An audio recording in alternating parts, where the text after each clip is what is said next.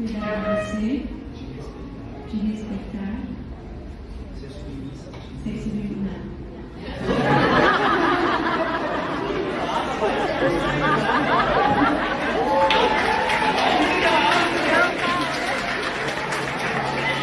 E essa mulher em Nayan corre o risco sério de ir para o inferno se ela não se arrepender e não refizer esses votos de casamento de forma válida, certo? Então, o que ela quer é status social. Ela quis ser aplaudida pelas amiguinhas feministas. Ela deve ter adorado viralizar na internet. Mas lembremos do que está escrito no Evangelho de São Lucas, capítulo 6. Ai de vós, quando são enaltecidos pelos homens. Vocês têm que estar bem aos olhos dele lá em cima. Não aos olhos dessa internet ímpia que fica aplaudindo essa atitude, né, Peter? Pelo amor de Deus, você está alimentando o pecado. O sacrifício, dizia Chesterton, do casamento, ele enaltece a dignidade do casamento. Chesterton não opõe o realismo das agruras do casamento ao lirismo poético que existe por trás dele e que lhe empresta essa dignidade. Por isso que feminazes, migtols, estão do mesmo lado, do lado dos ímpios, do lado dos inimigos de Deus e do casamento. Porque o migtol fala, ah não, os sacrifícios no casamento são muito duros, tô fora. Um desertor, um covarde. Ao mesmo tempo, a feminazi fala, não, eu vou casar, mas eu não quero nenhum sacrifício.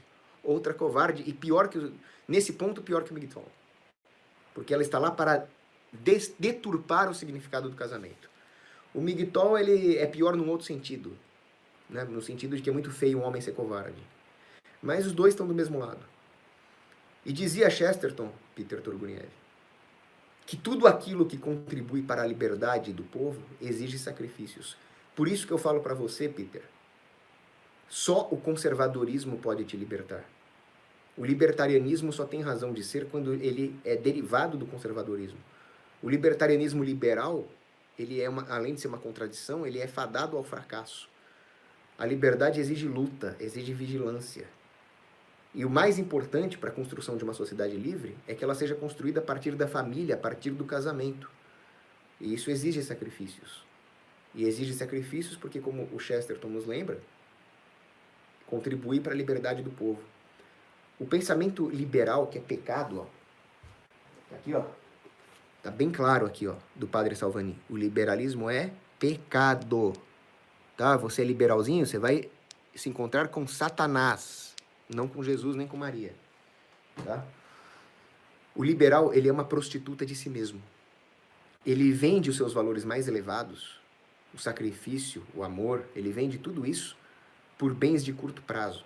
A ideia do casamento ser reduzido a um mero contrato, ele tem um componente contratual, claro, eu já vou explicar sobre isso, mas reduzi-lo a um contrato de mútuo benefício, sem o voto perpétuo de fidelidade, sem a submissão de um ao outro, isso é liberalismo barato. Isso é uma troca de prazeres. Isso não tem nada a ver com amor nem com sacrifício. Então nós colocamos aí, dentro dessa ideia de ai meu Deus, a mulher submissa ao homem, como a igreja machista, ui! Né? Isso aí é a introdução de uma visão de mundo marxista dentro do casamento. A ideia de luta de classes dentro do casamento. A ideia de que toda hierarquia é opressiva. Isso é conversa de anarcocomunistas e de marxistas. Coisa que nós não somos, Peter Turguniev. Nós somos anarcocapitalistas, nós somos a extrema da extrema da extrema da direita. Nós temos que assumir isso de uma vez por todas. Nós somos conservadores. Então, vamos parar de ver esse negócio de submissão como opressão e que existe luta de classes dentro do casamento, essa conversa mole de Simone de Beauvoir do inferno. O que existe é o seguinte: Deus criou dois sexos, homem e mulher. Ai, mas eu sou um não binário. Cara, o departamento de esquizofrenia não é aqui. Deus criou dois sexos, o homem e a mulher. Só, não tem terceiro nem quarto. Deus criou os dois sexos porque ele separou a potência masculina para o homem e a potência feminina para a mulher. Os dois, né, homem e mulher, podem ter as duas potências, mas elas se manifestam de uma forma mais hegemônica, a masculina no homem e a feminina na mulher. O que são essas potências? A potência feminina é a ideia de sofrer junto. Ou seja, a mãe padece as dores da maternidade, né? Tudo isso está na potência feminina. Maria sofre as dores de Cristo na cruz quando ela está lá diante da cruz. porque ela tem a potência feminina. Qual a potência masculina? Também é sacrificial, mas é um sacrifício de combate ao mal. Ele vai lá e combate a injustiça. É a luta contra Satanás. É a luta de José contra o mundo que perseguia a Sagrada Família. E essas duas potências, elas cooperam entre si, cada um na sua área, de forma a que ambos cresçam na caridade, ambos cresçam no amor. Ou seja, Cristo, com a sua potência, veio servir a igreja. E a igreja ama a Cristo. A igreja tem essa potência feminina, ela sofre o mesmo sofrimento de Cristo. E Cristo luta contra o demônio, contra a morte, contra o pecado, para livrar a igreja da perdição. Ou seja, ele tem a potência masculina ali. O Cristo, ele é um preliator, um guerreiro. Então, Deus permite, né, que o homem e a mulher se encontrem no casamento, que é a via ordinária de santificação, para que eles cresçam no amor. Ou seja, o homem, ele luta e serve a mulher. Ele também é submisso. Né? É uma dupla submissão, coisa que os detratores da igreja não falam. E nessa dupla submissão, o homem luta por amor à mulher. E a mulher corresponde, né, a esse amor, ao fato de do homem tê-la ajudado a servir esse amor. Né? Porque Cristo ajuda a igreja como? Cristo ajuda a igreja a amá-lo, porque é isso que vai salvá-lo. Né? Então, forma esse ciclo, um querendo o bem do outro. É por isso que o casamento é uma via de santificação. A hora que nós falamos, não, mas o que eu estou ganhando em troca? É um contrato, que se não tiver mais benefício mútuo, tem o divórcio. Isso é destruição da finalidade para a qual Deus criou o casamento e a separação dos dois sexos. Né? A separação para a comunhão, né? A distinção, eu diria. Então, é o que São João Crisóstomo, grande doutor patrístico, falava. O casamento, ele é o grande exercício civilizatório, onde, graças a essa graça, né, por causa da graça de Deus no matrimônio, nós conseguimos, dentro do casamento, um exercício de caridade, de perdão, de querer o bem mútuo, que é praticamente impossível conseguir em outras instituições. E a civilização tem que se pautar por isso. Porque a civilização inteira tem que estar submetida a essa hierarquia do amor que existe dentro da família e do casamento. E aí São João Crisóstomo sintetiza brilhantemente. Viver em concórdia, dentro do casamento. Do contrário, tudo se revoluciona. Tudo se confunde. E aí surgem as ideologias. As ideologias são justamente essa ideia de qual grupo social vai ter mais privilégio, baseado em ideologias e não na caritas, e não na submissão a Deus. Por isso que preservar o casamento é essencial para preservar uma sociedade livre. Goethe dizia, o casamento é a base e o pináculo da civilização. A partir do casamento e da família se constrói a civilização, e nada que você tiver na civilização, nenhuma empresa, nenhum exército, nenhum clube, chegará à dignidade que existe dentro do casamento, porque um quer o bem do outro. É ali que se exerce a finalidade última do homem. Então, se deturpar o casamento, você vai deturpar todo o resto. Se você não se submete ao cônjuge no casamento, querendo o bem dele, você não vai se submeter à lei natural, nem à lei positiva, nem a nada, as leis positivas justas, claro. Você vai simplesmente ficar o tempo inteiro tentando obter vantagens do resto da sociedade. A sociedade será desarmônica e a destruição dela será líquida e certa. Destruição não só pela anarquia que se gera, anarquia no mau sentido, né? Como também porque algum tirano vai ocupar esse vácuo de autoridade. Reverbero Brasil pergunta o que eu acho de Wegelin. Tinha uns problemas dele, um pouquinho de gnose, mas o cara é brilhante. Brilhante. Um dos maiores cientistas políticos de todos os tempos. Agora, o sacramento do matrimônio, Peter Turguniev, ele não é um mero contratinho. Ele é um sacramento. Ele é feito a três. Noivo, noiva e Cristo. Né? Existe o sacramento infiere, como nós chamamos, né? O jargão teológico é esse. O sacramento do casamento infiere é o contrato consentido que existe entre os nubentes, né? O noivo e a noiva. Uma vez que existe esse consentimento, esse juramento de fidelidade, você tem o sacramento infiere. Mas o sacramento do casamento in facto esse é a presença da graça santificante nos dois cônjuges. É a presença de Cristo, é o sagrado. Ou seja, não existe o sacramento do casamento in facto esse sem a obediência ao rito católico, à forma canônica e a busca da graça santificante para cumprir as funções do casamento.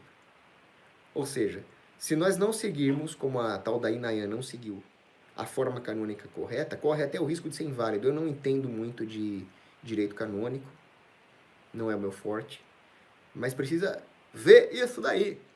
Porque se ela não observou os ritos prescritos nos livros litúrgicos aprovados pela Igreja Católica, corre-se o risco do casamento nem ter sido válido. Não sei, tá? Estou só cogitando aqui. Agora, o fato é que o sacramento é válido na matéria, né? Quando os esponsais são oferecidos, esses esponsais são a matéria do casamento, e na forma que é a aceitação. Só que, neste processo, a Inayan falar não me submeto, ela não se submete à graça, aquilo que daria ao sacramento do casamento dela, né, a sua essência de fato, in facto esse. Perigosíssimo isso. Você casar com uma mulher que não respeita nem a autoridade de Deus, não respeita o santo magistério da igreja, como que você quer, seu banana, seu goiabão, que ela te respeite? Pô, você não respeita Jesus, você vai me respeitar? Eu que sou um pobre pecador? Pensa nisso. Você sabe quem também falou não me submeto? Não servirei? Sabe de quem é essa frase originalmente? De Satanás. Foi o que ele falou lá no céu. Foi por isso que ele caiu. Ele falou, não servirei. Aí, ele que era o mais alto serafim, agora é o mais triste réprobo do inferno. Então, não é nada elogioso, Peter. Não é nada elogioso o que essa mulher fez. Eu espero, sinceramente, que ela se arrependa. Agora, como é que ela fala que ela vai amar o marido sem obedecê-lo? Não dá para entender. A não ser que ela ame o marido da mesma forma que eu amo um pudim de doce de leite. Ela só quer extrair benefícios. Ela só quer extrair prazeres de curto prazo, mas ela não tem um amor cristão pelo marido, assim como eu não tenho um amor cristão pelo pudim de doce de leite. Porque eu não quero o bem último do pudim de doce de leite. Afinal, o pudim de doce de leite não tem uma alma imortal. O marido tem. Ou seja, como é que ela pensa em amar a Deus sem seguir os 10 mandamentos? Impossível. Como ela pensa em amar o marido sem obedecê-lo no sentido de fazê-lo feliz e, dentro dos limites da legalidade divina e da dignidade, fazer a vontade para ele ser feliz? Que isso é o verdadeiro significado dessa obediência. Impossível. Então ela deturpou, nesse ato de não querer obedecer, o próprio significado do que significa, o próprio significado de amar, né? Jordano Bruno Meirelles, o problema desse povo é querer brincar de viver. O Jordano Bruno Meirelles, ele sempre vai no ponto, o cara, ele é o Krav Maga das ideologias. Eclesiástico capítulo 3, os filhos da sabedoria formam a assembleia dos justos, e o novo que compõe é todo ele obediência e amor. Essas duas palavras são indissociáveis. E aí entra São Bernardo de Claraval, grande filósofo, que falou a respeito dos 4 níveis do amor no casamento. Né? Você começa amando a si próprio. Né? Amar é o próximo como a ti mesmo. Mas, se um casal fica só nisso, eles certamente vão se odiar. Porque seria impossível a convivência entre duas pessoas egoístas dessa forma. Aí ele fala que é preciso evoluir para o segundo nível, que seria o amor interessado. Ou seja, eu amo porque me faz bem. Ok, é um bom passo, mas nunca você poderia ficar preso nesse segundo nível.